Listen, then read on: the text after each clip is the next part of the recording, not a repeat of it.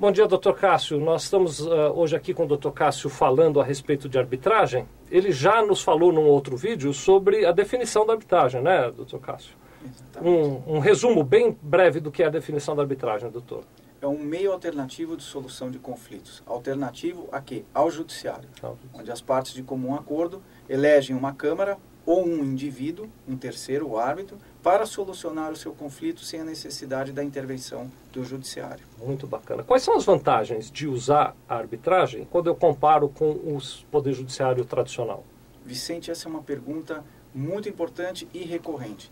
Quais as vantagens? Primeiro, a economia que se tem, não só em termos de tempo, mas uma economia que também o tempo traduz em valores. Hoje, normalmente, no judiciário, uma questão, seja um contrato de compra e venda, alocação, societário, ligado à área do consumidor, ligado à área do Estado, você tem aí um período para a resolução desse conflito em torno de 5 a 7 anos, nos grandes centros. Nossa, né? Isso demora ainda. E muito, sem contar se o caso for levado para instâncias superiores. Na arbitragem, até por força da lei que norteia a esse instituto, a resolução ou o tempo máximo previsto para a resolução é de 180 dias. Nem sempre as causas, e aí existe muito a complexidade de cada cláusula, de cada questão, nem sempre os 180 dias são suficientes para que o terceiro, esse árbitro, indicado por uma Câmara arbitral, possa resolver. Mas ele pode pedir autorização para as partes que deem um prazo maior de resolução para ele. Média, não há, pelo menos nos registros do CAESP, assim como em outras entidades, procedimentos que tenham levado mais do que 2 anos. O que para a arbitragem já é um tempo enorme, se nós formos pegar a lei que estabelece prazo máximo de 180 dias. Mas ainda assim, em comparação com o judiciário, você ganha muito tempo, e hoje tempo sabemos que é dinheiro, né? E, diferentemente do judiciário, essa forma alternativa busca reequilibrar uma relação que em determinado momento ou ela sofreu uma distorção, rompeu, desgastou, e o judiciário hoje nós sabemos que ele, infelizmente, põe fim só ao processo, ele não põe fim ao conflito. Entendi. E doutor, com relação a essa questão da utilização da arbitragem quando comparada ao Poder Judiciário, eu gostaria de ouvir um pouquinho a sua opinião a respeito da exposição que o Poder Judiciário traz para as partes que estão ali discutindo e qual é o paralelo disso quando nós usamos a arbitragem como uma solução. Olha, Vicente, essa questão é de suma importância, porque a arbitragem ela foi inicialmente pensada para conflitos comerciais internacionais. Mas ela vem sendo utilizada dentro do nosso território de uma forma avassaladora, o que inicialmente não se imaginava, apesar ainda de pouca cultura que temos para essa ferramenta.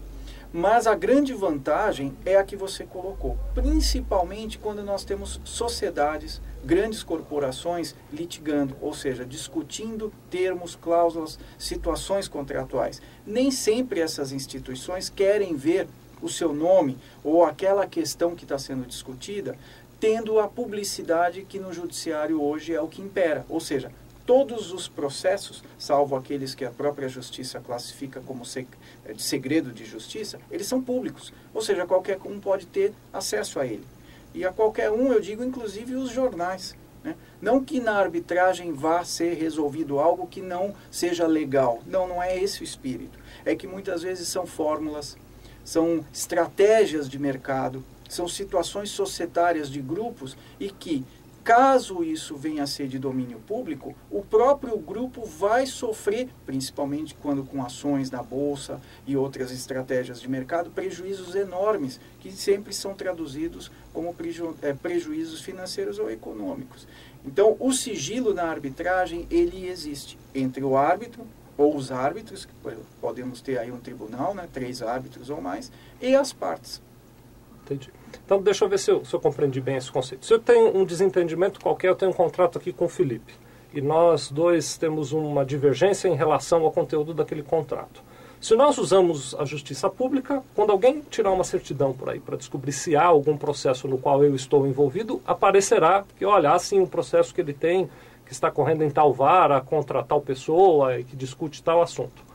Se, ao contrário, ao invés de usar o Poder Judiciário, nós escolhermos usar um procedimento de arbitragem, isso não aparece para o público em geral. Ninguém fica sabendo que eu tenho essa discussão com o Felipe sendo resolvida. É isso? Não, exatamente. A tua colocação está perfeita. Você tem como hoje pedir uma certidão junto ao judiciário e ali vai constar nessa certidão todos os processos em que a sua empresa ou a sua pessoa, e aí vamos dizer física ou jurídica, está envolvida, ou na qualidade de autor ou na qualidade de réu. Junto à arbitragem isso não ocorre, porque não existe essa previsão nem legal e nem essa previsão por parte das câmaras que hoje existem no país. Então você não divulga, até por impedimento legal, você não divulga o que ocorre, porque isto está única e tão somente restrito às partes e a esse terceiro que é o árbitro. Entendi. Outro dia o senhor me disse, doutor, numa conversa, que, na verdade, na arbitragem nem tem essa figura do autor e do réu, né? Exatamente. Como é que são os nomes mesmo das partes? Olha, normalmente no judiciário você diz, eu vou protocolar uma ação, ou eu vou distribuir uma ação. Né? Na arbitragem você faz o que se chama SPA, que é a solicitação de um procedimento arbitral.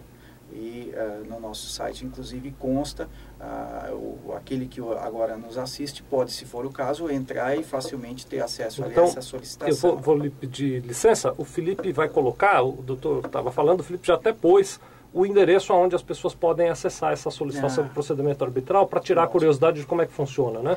E outra curiosidade é a que você colocou, ou seja, não existe a figura do autor e do réu. É solicitante, solicitado. Então nós procuramos, assim como as formas alternativas buscam, dissociar também a nomenclatura do Poder Judiciário. Então é efetivamente um exercício de cidadania. Legal. Doutor, eu gostaria de lhe perguntar mais sobre as aplicações da arbitragem, sobre a questão da segurança que a arbitragem oferece, em que situações ela pode ser usada, mas vamos fazer isso num outro vídeo. Perfeito. E a gente volta daqui a pouco. O pessoal que está nos assistindo, procura aí na Videoteca da Sevilha, vai encontrar mais assuntos sobre arbitragem. Muito obrigado pela presença, viu, doutor? Eu que agradeço.